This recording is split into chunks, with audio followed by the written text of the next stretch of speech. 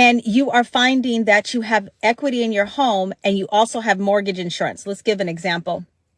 Let's say you bought your house $500,000 at the time. You did a FHA loan with 3.5% down, or let's just say you did a 10% down program, or even 15, and you have mortgage insurance or MI, PMI, all those kinds of things. Let's say you have that, okay? And over that time that you were building your house, or even the time that you bought your house, equity has built in the property, right? Well, what happens if you want to get rid of your mortgage insurance, but yet you haven't, you don't want to refinance your loan? Well, this is the opportunity for you to do what is called a streamlined refinance. But here is the key, you guys. This is the key. If you have a lot of equity in your house, let's say over 20% of what you bought the property for, all right, you can do what is called a rate and term refinance or a streamline. But this is the key. This is the part I need you to really listen to.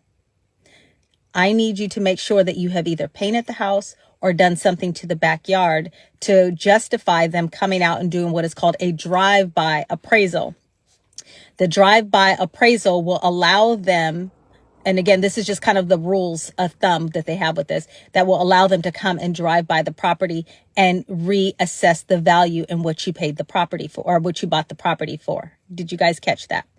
So if you call them and say, hey, the values have gone up in my neighborhood, I want you to come over here and I want to do a refinance of my house, they won't do it. You have had to have made some kind of improvement, but they don't specify what the improvement is. So I painted my house. That's an improvement.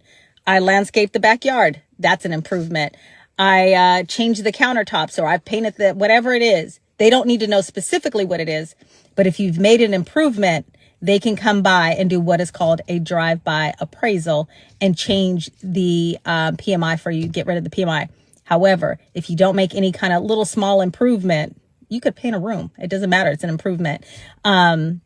If you don't make an improvement, they will not do the refinance or the streamline for you. So I want to give you that little tip today because I want to make sure, like for perfect example, I bought my house and I have $140,000 of equity in it and I haven't even moved into the house yet.